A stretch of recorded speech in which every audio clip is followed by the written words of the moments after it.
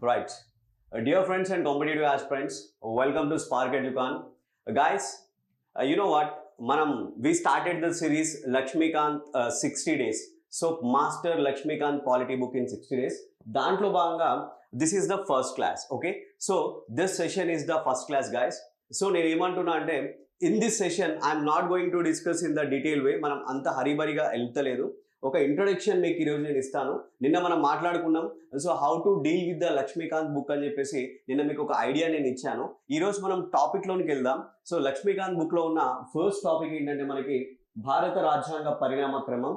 I think this the evolution of the Indian constitution అని మనం ఇంగ్లీష్లో అంటామండి. సో ఇది మనకి ఫస్ట్ టాపిక్ ఉంది. అయితే ఈ రోజు రేపు మనకి స్టూడెంట్స్ ఎంతమంది వస్తారో ఒక ఎస్టిమేషన్ ఉంటుంది కాబట్టి ఈ రోజు రేపు will go in a slow manner. ఈ రోజు ఒక ఇంట్రడక్షన్ పార్ట్ మనం తీసుకుందాం. మండే నుంచి కొంచెం స్పీడ్గా క్లాసెస్ని తీసుకునే ప్రయత్నం చేద్దాం. ఈరోజు ఒక ఇంట్రో లాగా మీకు నేను చెప్తాను. సో జాగ్రత్త క్లాస్ వినండి. Guys, whatever I am teaching, each and everything mentioned in the Lakshmikant Polity book. ఇప్పుడు 7th ఎడిషన్ ఏదైతే ఉందో దాన్ని బేస్ చేసుకొని మీకు నేను క్లాసెస్ చెప్తాను. కాబట్టి నేను చెప్పే ప్రతి ఒక్క ముచ్చట, నేను చెప్పే ప్రతి ఒక్క మాట మీకు లక్ష్మీకాంత్ పాలిటీలో బుక్ లో ఉంటుంది. మీరు బుక్ ని ముందర పెట్టుకొని నా క్లాస్ వినొచ్చు, లేదా హ్యాపీగా మీరు సైమల్టేనియస్లీ నోట్స్ కూడా రాసుకోవచ్చు. And that would be better. Clear? Right. Thank you. So guys, as I told before, this is our topic today and how we are going to deal this topic. ఈ యొక్క topic ని మనం ఎలా deal చేస్తున్నాం, ఈ యొక్క టాపిక్ ని మనం ఎట్లా డిస్కస్ చేస్తాం, each and every topic in Laxmikanth polity book. So first we start with the intro which means introduction. ఓకేనా? So introduction of the topic అండి. ప్రతి ఒక్క టాపిక్ ని మనం ఇంట్రొడక్షన్ తోని స్టార్ట్ చేస్తాం. పరిచయం, ఆ టాపిక్ లో ఉన్న పరిచయం చేసుకుంటాం దాన్ని. ఆఫ్టర్ దట్ ఈ యొక్క evolution of the Indian constitution లో నెక్స్ట్ మనకి two things are very important folks. One is the like British crown rule అయితే ఇంకొకటి company rule. First company rule ఉంటుంది, తర్వాతకి బ్రిటిష్ క్రౌన్ రూల్ ఉంటుంది. ఓకేనా? The first is the company rule. So company rule 1773 to 1858. First మనం దీన్ని focus చేస్తాం.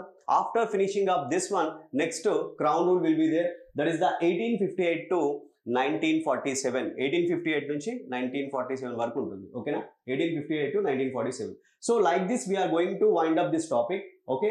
So అంటే ఏంటి, ఫస్ట్ ఇంట్రో చూస్తాం, తర్వాతకి కంపెనీ రూల్ గురించి మాట్లాడతాం, తర్వాతకి క్రౌన్ రూల్ గురించి డిస్కస్ చేస్తాం. ఇది ఈ యొక్క టాపిక్ కి సంబంధించిన ముచ్చట.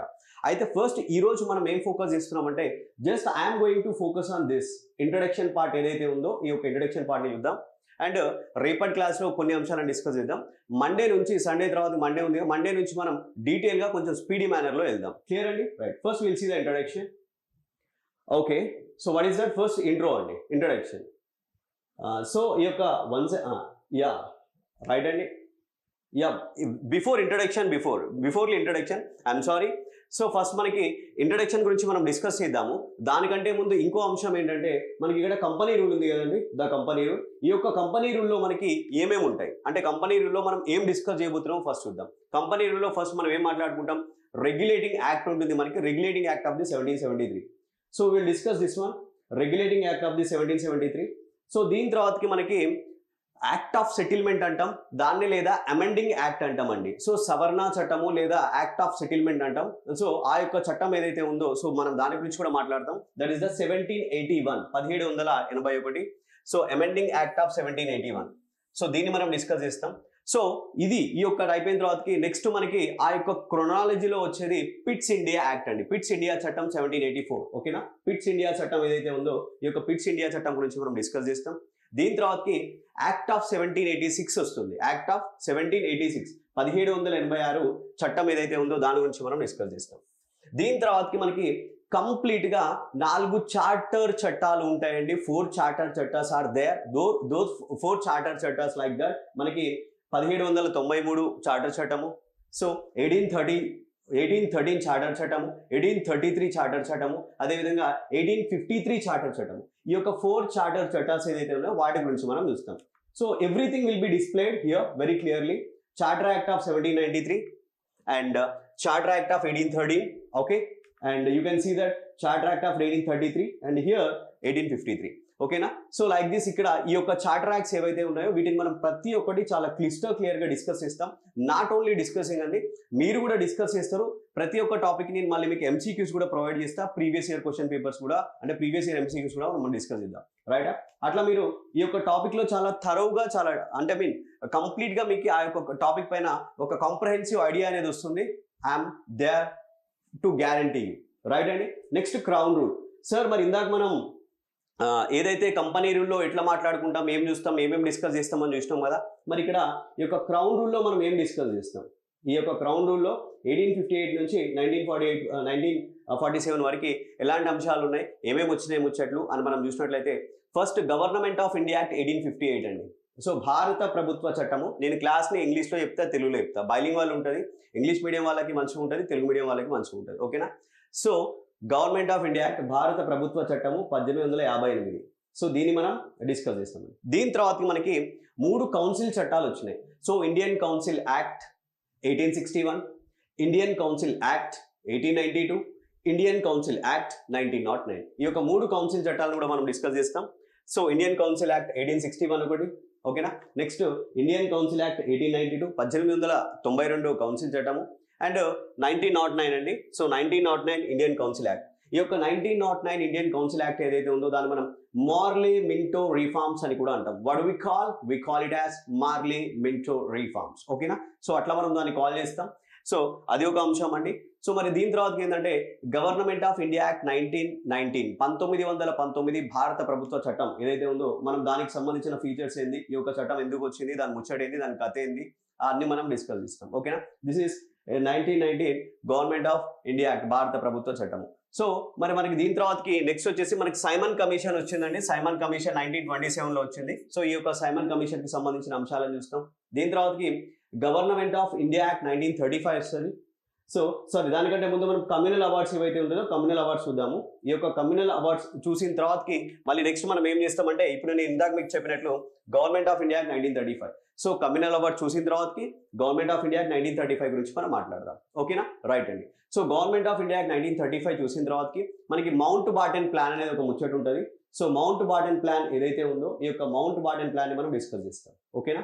So after that we have the final one, that is the Indian independence act 1947. So 1947 so భారత స్వతంత్ర చట్టం అనేది మనకు ఉంటుంది. సో ఈ యొక్క ఇండియన్ ఇండిపెండెన్స్ యాక్ట్ 1947 అనేది మనం డిస్కస్ చేస్తాం. ఈ విధంగా మనకి ఈ యొక్క ఎవల్యూషన్ ఆఫ్ ఇండియన్ కాన్స్టిట్యూషన్, భారత రాజ్యాంగ పరిణామ క్రమం ఏదైతే ఉందో ఈ యొక్క టాపిక్ ని మనం ఈ విధంగా డిస్కస్ చేస్తాం. అంటే మనకి ఎక్కడ స్టార్ట్ అవుతుందండి? సో ఇంట్రోతో స్టార్ట్ అవుతుంది, ఇంట్రొడక్షన్తో స్టార్ట్ అవుతుంది. ఇంట్రొడక్షన్లో స్టార్ట్ అయిన ఈ యొక్క అంశం మనకి దేంతో ఈ యొక్క టాపిక్ కంప్లీట్ అయిపోతుందంటే, ఈ ఇండియన్ ఇండిపెండెన్స్ యాక్ట్, భారత స్వతంత్ర చట్టము 1947తోని మనకి ఈ యొక్క టాపిక్ కంప్లీట్ అవుతుంది. మీకు ఈ విధంగానే ఉంటుందండి క్లాసెస్. నేను చాలా వెల్ డిజైన్ పీపీటీ తీసుకొని మీ దగ్గరికి వస్తా. ప్రతి ఒక్కటి మీకు చాలా క్లియర్గా అర్థమవుతుంది, మీకు చాలా నీట్గా కనిపిస్తుంది. నేను చెప్పేది కూడా మీకు ప్రాపర్గా ఆడిబుల్ ఉంటుంది. కాబట్టి క్లాసెస్లో మీకు ఎలాంటి డిస్టర్బెన్స్ అనేది ఉండదు. Point number 1, okay right. So మరి సార్ ఇప్పుడు మనం ఈ యొక్క ఎవల్యూషన్ ఆఫ్ ది ఇండియన్ కాన్స్టిట్యూషన్లో ఏమేమి అంశాలు ఉన్నాయో మనం చూసినాం కదా. చూసిన తర్వాతకి ఇప్పుడు ఏం చేద్దామంటే, ఫస్ట్ ఏంటి ఇంట్రొడక్షన్ మాట్లాడినాం, తర్వాతకి ఏం మాట్లాడినాం, ఇంట్రొడక్షన్ గురించి చూద్దామని చెప్పేసి నెక్స్ట్ ఈ యొక్క కంపెనీ రూల్ ఏదైతే ఉందో కంపెనీ రూల్ గురించి, క్రౌన్ రూల్ గురించి ఇప్పుడు మనం ఫస్ట్ అయిన ఇంట్రొడక్షన్ గురించి డిస్కస్ చేద్దామండి, ఓకేనా. Will see the first introduction, okay. So guys it's okay, you know what, in the year of the 1608, okay, 1608లో ఒక పంచాయతీ వచ్చింది మనకి. What is that panchayati? In the year of 1608, 1608 ఈ యొక్క సంవత్సరంలో Britishers came to India as a traders in the form of East India Company, ఓకేనా. Britishers అనేవాళ్ళు ఇండియాకి వచ్చారు. ఎట్లా వచ్చారు? మేము వ్యాపారం చేసుకుంటాం రాబాయ్ as a traders in the form of East India Company. So east India Company అనే ఒక ఫామ్లో, ఒక రూపంలో వాళ్ళు మనకి ఎప్పుడు రావడం జరిగింది? 1608లో రావడం జరిగింది ఇండియాకి, ఓకేనా. సో ఎవ్రీథింగ్, నేను మాట్లాడే ప్రతి ఒక్క అంశం ఏదైతే ఉందో each and everything will be displayed here, you don't worry, okay right. So 1608లో Britishers came to India as a traders అండి, అంటే వ్యాపారస్తులుగా వచ్చారు ఈస్ట్ ఇండియా కంపెనీ యొక్క రూపంలో, ఓకేనా రైట్, బాగానే ఉంది.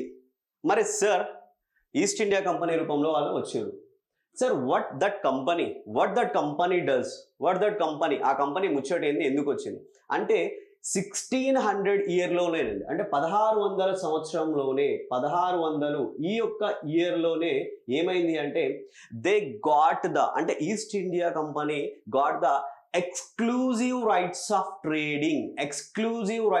trading which were given by the Queen Elizabeth I. Okay na?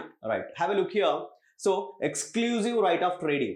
And ఇక్కడ ఒక టర్మ్ వచ్చింది exclusive. Sir what is this meaning of exclusive? ఈ యొక్క ఎక్స్క్లూజివ్ యొక్క మీనింగ్ ఏంటి అని ఒక డౌట్ వచ్చింది. ఎక్స్క్లూజివ్ అంటే ఏంటంటే అంటే ఆ గ్రూప్కి మాత్రమే ట్రేడింగ్ చేసుకునే పాసిబిలిటీ అవకాశం ఉంది. ఏ గ్రూప్కి? ఈస్ట్ ఇండియా కంపెనీకి మాత్రమే. ఈ గ్రూప్ మాత్రమే ట్రేడ్ చేసుకుంటుంది. క్లియర్? అంటే మిగతా గ్రూప్స్ అంటే లేదు. అంటే ఈ యొక్క బ్రిటిష్ నుంచి ఎవరు వచ్చినా సరే, anybody comes from the British, they can't do the trade, only the EIC people can make the trade. That is the exclusively. Okay, so exclusively right of trading. So ఎవరిచ్చారని చెప్పిన? Queen Elizabeth I. ఈ యొక్క queen Elizabeth I ఎవరైతే ఉన్నారో ఆమె ఆ యొక్క trading rights ఇచ్చింది. రైట్, బాగానే ఉంది. First point is good, second point is good. ఇక్కడ పంచాయతీ ఎక్కడ స్టార్ట్ అయింది అంటే 1764 వరకు నో పంచాయతీ అండి. వ్యాపారం చేసుకొని వచ్చాడు, వ్యాపారం చేసుకుంటుండు, దట్స్ గుడ్, ఫైన్. ఎప్పటి వరకు? 1764 వరకు మనకి ఏ విధమైన పంచాయతీ లేదు, అప్పటి వరకు బాగానే ఉంది. But you know in the year of 1765, 1765లో ఒక ముచ్చట ఉంది. ఆ ముచ్చట ఏంటి అంటే ఈ యొక్క east India company obtained the Diwani of O Baby. What is that O Baby, sir? So have a look here. Okay, so East India Company in 1765లో ఈస్ట్ ఇండియా కంపెనీ ఏదైతే ఉందో ఈ యొక్క ఈస్ట్ ఇండియా కంపెనీకి east India company పొందిందండి. దేన్ని పొందింది? Diwani rights ని పొందింది. దివానీ రైట్స్ ఎక్కడ వచ్చినాయి సార్? ఎక్కడ వచ్చినాయి అంటే ఇక్కడ వచ్చిందండి. ఓ బేబీ అంటే ఏంటి? ఓ అంటే ఒరిస్సా, బి బోలేతో బెంగాల్, అండ్ బిఐ బోలేతో బీహార్. ఒరిస్సా, బెంగాల్, బీహార్లలో 1765లో ఈ యొక్క ఈస్ట్ ఇండియా కంపెనీ ఏదైతే ఉందో ఈ యొక్క ఈస్ట్ ఇండియా కంపెనీకి దివానీ రైట్స్ అనేవి వచ్చినాయి. ఓకేనా? రైట్. ఇక్కడ మళ్ళీ ఒక టర్మ్ వచ్చింది sir, Diwani. So Hindi songs మే రైతేనా ఓ దివానీ. So it's not like that Diwani, this Diwani is different. Clear? Right. Okay, so Diwani అంటే ఏంటండి? ఇక్కడ Diwani means rights over the revenue and civil justice. ఓకేనా? ఇక్కడ దివానీ అంటే rights over the revenue and civil justice. Rights over the revenue and civil justice. Please mute yourself my dear aspirants, please mute yourself. Okay, so rights over the revenue and civil justice అండి. Right, ఇక్కడ ఒక అంశాన్ని మనం గమనించాలి. Rights over the revenue అంటే ఏంటి? ఆదాయం పైన హక్కులు వచ్చినాయండి. ఎవరికి? కంపెనీకి. అండ్ సివిల్ జస్టిస్ పైన హక్కులు వచ్చినాయండి. ఎవరికి? కంపెనీకి. ఎట్లొచ్చినాయి? They obtained the Diwani. ఓకేనా? రైట్. ఫస్ట్ ఇక్కడ మనకి ఎగ్జామినేషన్ పాయింట్ ఆఫ్ వ్యూలో క్వశ్చన్ ఎక్కడ వస్తుందంటే ఈ యొక్క దివానీని ఇచ్చింది ఎవరు? అసలు దివానీ అంటే ఏంటి? ఓకేనా? దివానీని ఇచ్చింది ఎవరండి? దివానీని at the time Mughal emperor is there, his name is called Shah Alam II. ఓకేనా? His name is called Shah Alam II ఎవరైతే ఉన్నారో ఆయన అప్పుడు ముఘల్ ఎంపరర్, ఆయన దివానీని ఈ యొక్క ఈఏసీకి ఇవ్వడం జరిగింది. అయితే మళ్ళీ ఇంకేం చెప్పినా సార్ దివానీ అంటే ఏంటి అని ఎగ్జామ్లో అడగవచ్చు. దివానీ అంటే rights over the revenue and civil justice. Okay, ఇక్కడ రెవెన్యూ ఉంది కదా, రైట్స్ ఓవర్ ద రెవెన్యూ అంటే ఏంటండి? That is right to collect the money बोले तो क्या है my dear friends? right to collect the taxes ని కలెక్ట్ చేసే రైట్ ఏదైతే ఉందో అది ఎవరికి వచ్చింది? ఈస్ట్ ఇండియా కంపెనీకి వచ్చింది. అండ్ సివిల్ జస్టిస్ అంటే ఏంటండి? సివిల్ జస్టిస్ అంటే right to solve the disputes between the people. Right to solve the అంటే సాల్వింగ్ ద డిస్ప్యూట్స్ అండి. Solving the disputes of the people అంటే ఎట్లా సార్, ఎలా సాల్వ్ చేస్తారు డిస్ప్యూట్స్ ఆఫ్ ది పీపుల్ అంటే it's not about criminal, it's about civil. It's not about criminal, it's about civil. అంటే civil disputes అండి, which means property disputes కానీ, contract disputes కానీ ఏమైనా ఉంటే ఆ డిస్ప్యూట్ని సాల్వ్ చేసే పవర్ని దాని సివిల్ జస్టిస్ అంటాం. అండ్ ఈ యొక్క రెవెన్యూ ఏదైతే ఉందో అంటే రైట్ టు కలెక్ట్ ట్యాక్సెస్ ఏదైతే ఉందో వీటినన్నింటినీ కలిపి దివానీ అంటాం. ఈ దివానీ ఎక్కడొచ్చింది అంటే ఒరిస్సా, బెంగాల్, బీహార్లో వచ్చింది. ఎప్పుడు వచ్చింది? 1765లో. ఓకేనా? రైట్. ఇది బాగానే ఉంది. మరి ఇందాక మీకు చెప్పిన 1764 వరకు పంచాయతీ బాగానే ఉంది, కానీ 1764లో పంచాయతీ స్టార్ట్ అయింది అని చెప్పినాం. మరి 1764లో ఏం పంచాయతీ వచ్చింది? ఆ 1764లో ఈ దివానీ రావడానికి కారణమైన పంచాయతీ వచ్చింది. That panchayati name is called as Buxar, battle of Buxar. Okay, battle of Buxar. ఈ యొక్క 1764లో మనకి బ్యాటిల్ ఆఫ్ బక్సర్ అండి, అంటే బక్సార్ వార్ అంటాం, బక్సార్ యుద్ధం అంటాం, తెలుగులో బక్సార్ వార్ వచ్చింది. మరి ఈ యొక్క Buxar war, as the result of the Buxar war, as the wake of the Buxar war, because of the Buxar war, who got east India company obtain the Diwani rights. మరి ఈ యొక్క బక్సర్ యుద్ధం అనేది ఎవరికి మధ్యన పంచాయతీ వచ్చింది, ఎవరెవరికి మధ్యన జరిగింది? ఎవరెవరికి మధ్యన జరిగిందండి? సో ఈస్ట్ ఇండియా కంపెనీ, ఇటువైపున గ్రూప్ ఆఫ్ వన్ టీమ్ ఉందండి, ఒక టీం ఉంది, ఒక గ్రూప్ ఆఫ్ టీమ్. దాంట్లో మనకి అవధ్ నవాబ్ షుజావుద్దౌలా ఉన్నారు, బెంగాల్ నవాబ్ ఉన్నారు, అదేవిధంగా మొఘల్ చక్రవర్తి, మొఘల్ ఎంపరర్ షా అలం II ఉన్నారండి. సో ఇక్కడ మరి సార్ ఈస్ట్ ఇండియా కంపెనీ యొక్క సైన్యం ఏదైతే ఉందో సోల్జర్స్ ని లెడ్ చేసేది ఎవరంటే హెక్టర్ మన్రో. ఓకేనా? సో ఈ యొక్క వార్ ఎవరెవరి మధ్య జరిగిందంటే East India Company led by the Hector Munro versus నేను మీకు చెప్పిన బెంగాల్ నవాబ్ కావచ్చు, అవధ్ నవాబ్ కావచ్చు, and Mughal emperor. So Bengal nawab వచ్చేసి మీర్ ఖాసిం, అవధ్ నవాబ్ వచ్చేసి షుజావుద్దౌలా, అండ్ మొఘల్ ఎంపరర్ వచ్చేసి షా అలం II. సో ఈ మూడు టీమ్స్కి అండ్ ఈ యొక్క హెక్టర్ మన్రో ఆ యొక్క సైన్యాలకి మధ్య జరిగితే ఎవరు ఇక్కడ విన్ అయ్యారు? ఎవరు విన్ అయ్యారంటే మన ఈ యొక్క ఈస్ట్ ఇండియా కంపెనీ యొక్క లెడ్ చేసే హెక్టర్ మన్రో యొక్క టీం ఏదైతే ఉందో అది విన్ అయింది. అది విన్ అవ్వడంతో అంటే ఇక్కడ ఎవరు గెలిచారు? ఈస్ట్ ఇండియా కంపెనీ వాళ్ళు గెలిచారు. దాంతో ఏమైంది? ఈ యొక్క Buxar war, because of the Buxar war అప్పుడు మొఘల్ ఎంపరర్ షా అలం II ఏం చేసిందంటే, అయ్యా నువ్వు గెలిచినావు కదా, okay you own the war, fantastic, నేను ఏం చేయాలి? అరే బాబు ఏం చేస్తావు రావాయ్, ఏం చేస్తావు? నువ్వు ఏం చేసేది లేదు అని చెప్పేసి ఏం చేయాలి? సార్ మాకు దివానీ కావాలని చెప్పిండు. అట్లా సో షా అలం II ఏమి ఇచ్చిండు? ఈ యొక్క దివానీ ఏదైతే ఉందో ఈ యొక్క దివానీని ఇవ్వడం జరిగిందండి ఈ యొక్క వార్ ఫలితంగా. ఓకేనా? Right. Hope you understood. Right. Yeah, ఇక్కడి వరకు పంచాయతీ ఒక ముచ్చట. ఇప్పుడు మనం ఇంకోటి అర్థం చేసుకోవాలి. ఏంది అంటే రైట్, అది మీకు చెప్తాను. మీకు ఇప్పటివరకు చెప్పిన కదా ఏంటి, వాళ్ళకి దివానీ వచ్చింది. దివానీ అనేది వాళ్ళకి ఒక టర్నింగ్ పాయింట్ అండి, అంటే ఈస్ట్ ఇండియా కంపెనీకి ఒక టర్నింగ్ పాయింట్. ఎందుకు? దివానీలో మనకి రెండు అంశాలు ఉన్నాయి, civil and revenue, civil justice and revenue. Revenue అంటే ఏంటి? పైసల పైన అధికారం వచ్చింది. సివిల్ జస్టిస్ అంటే ఏంటి? ప్రాపర్టీ, అంటే భూముల పైన అధికారం వచ్చింది. అంటే వాళ్ళకి టెరిటోరియల్ పవర్ అనేది ఈస్ట్ ఇండియా కంపెనీకి వచ్చిందండి. దాంతో అంటే కంప్లీట్గా వాళ్ళకి భూమి పైన, భూభాగం పైన టెరిటోరియల్ పవర్ అనేది వాళ్ళకి వచ్చింది. టెరిటోరియల్ పవర్ వాళ్ళకు రావడంతో so they became like okay, అంటే ఇంకా మేము తోప్స్ లాగా వాళ్ళ ఫీలింగ్, అంటే భూమి పైన అధికారం వచ్చింది కదా, ఆదాయం వచ్చింది, ఇక్కడ భూమి వచ్చింది. సో కాబట్టి వాళ్ళు చాలా సుపీరియర్ అనే ఒక మైండ్ సెట్లో మనకి ఈస్ట్ ఇండియా కంపెనీ వాళ్ళు కనిపించడం జరిగింది. సో ఇట్లా వాళ్ళు ఇక ముచ్చట బాగానే ఉంది, అట్లా నడుస్తుంది. నడిచిన తర్వాతకి ఒక పంచాయతీ వచ్చింది మళ్ళీ. ఇంకో పంచాయతీ ఏంటి? That panchayati name is called 1857. 1857లో మనకి సిపాయి మ్యూటినీ. ఓకేనా? సిపాయి మ్యూటినీ అంటాం.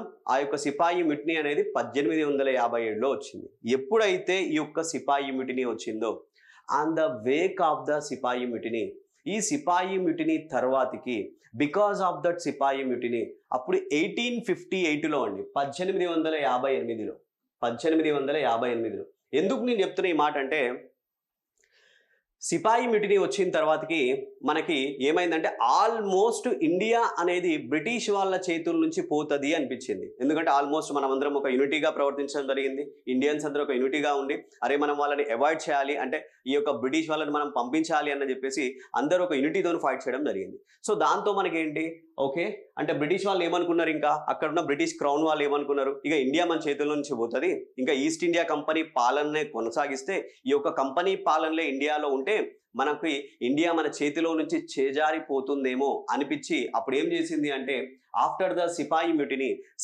మ్యూటినీ తర్వాతకి ఆ యొక్క సిపాయి మ్యూటినీ ఫలితంగా 1858లో ఇన్ ద ఎరా ఆఫ్ 1858లో బ్రిటిష్ క్రౌన్ అజ్యూమ్డ్.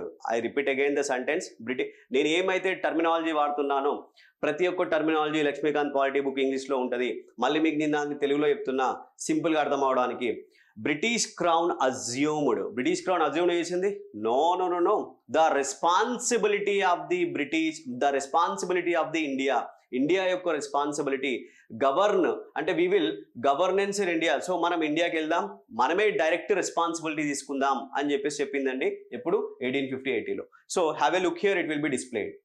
సో 1858లో in the wake of the sepoy mutiny, ఈ యొక్క సిపాయి మ్యూటినీ ఫలితంగా నేను మీకు చెప్పినట్లు ఏం చెప్పినా, British crown assumed, British crown believed. British crown believe చేసింది, ఆమె నమ్మింది. ఏం నమ్మింది? ఇక పంచాయతీ వద్దు, మనమే డైరెక్ట్ రెస్పాన్సిబిలిటీ తీసుకుందాం, ప్రత్యక్షంగా మనమే బాధ్యత వహిద్దాం. దేనికి?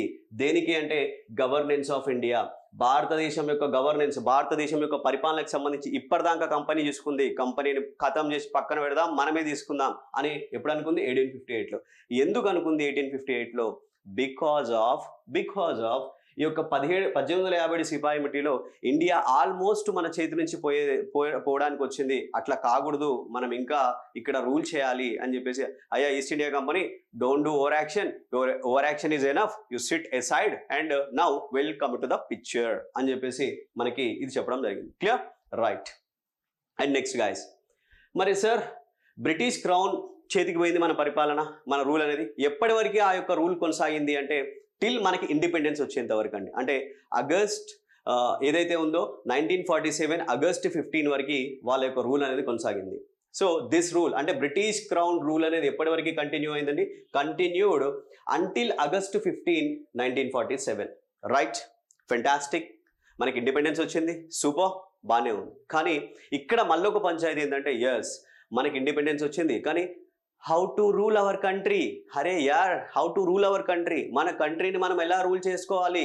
ఇంత పెద్ద country, vastest of the country, so much people and so much diversity.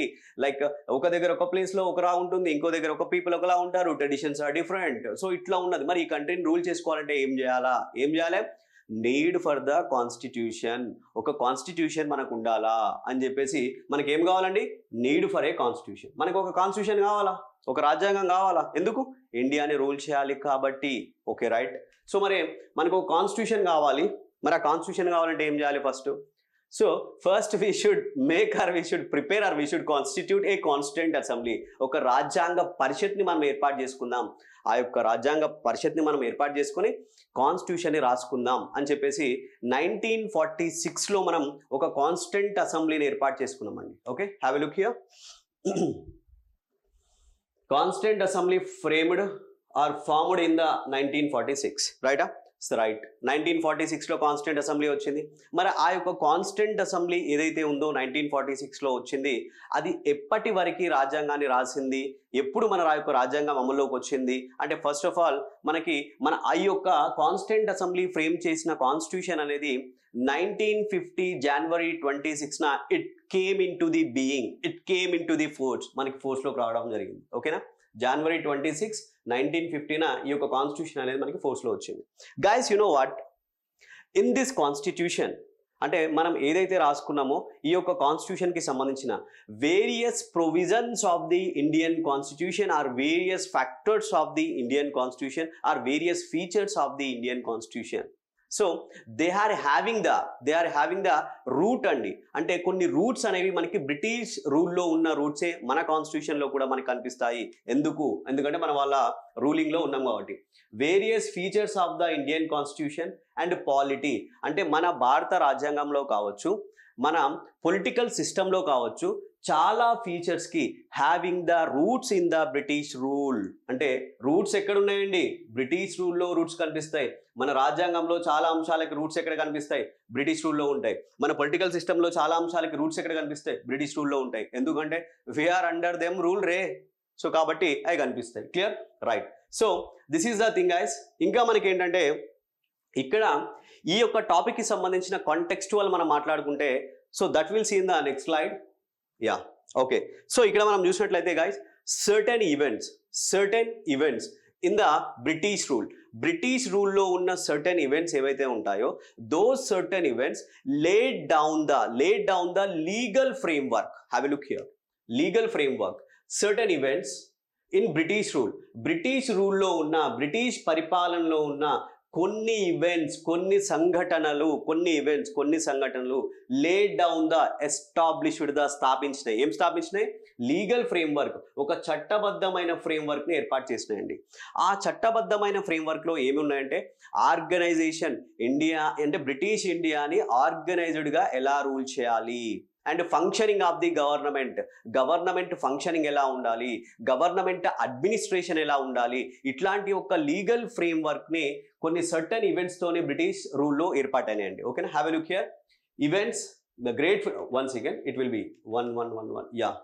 So organisation of the functioning of government and administration in the British ఇండియాలో ఎలా ఆర్గనైజ్డ్గా మనం కొన్ని ఈవెంట్స్ ఎలా పనిచేసినాయి అంటే గవర్నమెంట్ని ఫంక్షన్ చేసుకోవడానికి కొన్ని అంశాలను మనం ఏం చేసుకున్నాము ఎక్కడండి, అవన్నీ కూడా బ్రిటిష్ ఇండియాలో. సో ఇప్పుడు మీకు చెప్పిన ఈ ఈవెంట్స్ ఏవైతే ఉన్నాయో ఆల్ దీస్ ఈవెంట్స్ అంటే బ్రిటిష్ రూల్లో సర్టెన్ ఈవెంట్స్, కొన్ని ఈవెంట్స్ ఏవైతే ఉన్నాయో, కొన్ని సంఘటనలు ఏవైతే ఉన్నాయో, ఈ సంఘటనలు అనేవి మనకి greatly influenced our Indian constitution and polity. మన పొలిటికల్ సిస్టాన్ని, మన కాన్స్టిట్యూషన్ని బ్రిటిష్ రూల్లో జరిగిన సంఘటనలు చాలా ఇన్ఫ్లుయెన్స్ చేసినాయండి, గ్రేట్ ఇన్ఫ్లుయెన్స్ చేసినాయి. ఇప్పుడు ఆ యొక్క సంఘటనల్ని మనం ఏం చేస్తామంటే we are going to read or we are going to study those సంఘటనలు in a chronological way. In that సంఘటనలు we are going to study in a 2 heads. That is the first one, company rule 1773 to 1858 and the crown rule 1858 to 1947. ఇప్పుడు ఇక్కడ వరకు ఇది introduction అండి ఈ యొక్క టాపిక్కి సంబంధించి. తర్వాతకి మనం కంపెనీ రూల్లో వచ్చిన ఈ యొక్క అంశాలు ఏంటి అండ్ క్రౌన్ రూల్లో వచ్చిన ఈ యొక్క అంశాలు ఏంటి అంటే ఇంకా దాంట్లో ఏమేమి చట్టాలు ఉన్నాయి ఏంటి అని చూసినట్లయితే ఈ కంపెనీ రూల్లో వచ్చిన ఈవెంట్స్ కావచ్చు, క్రౌన్ రూల్లో వచ్చిన ఈవెంట్స్ కావచ్చు, ఈ ఈవెంట్స్ ఏం చేసినాయంటే మన యొక్క ఇండియన్ పాలిటీకి సంబంధించిన ఏవైతే ఉన్నాయో ఇండియన్ పాలిటీ కావచ్చు, ఈ యొక్క ఇండియన్ కాన్స్టిట్యూషన్కి అవి చాలా ఇన్ఫ్లుయెన్స్ చేసినాయి. కాబట్టి మనం ఈ కంపెనీ రూల్కి సంబంధించిన అంశాలని, క్రౌన్ రూల్కి సంబంధించిన అంశాలని, వాటిల్లో వచ్చిన ఈవెంట్స్ని మనం చదవాలి. అది చదివితేనే మనకి కాన్స్టిట్యూషన్కి ఒక హిస్టారికల్ బేస్ అనేది డెవలప్ అవుతుంది. కాబట్టి ఒక బేస్మెంట్ అనేది డెవలప్ అవుతుంది. కాబట్టి వీటిని మనం తెలుసుకోవాలి. ఓకేనా అండి? Right. So I think I want to stop the class here only today.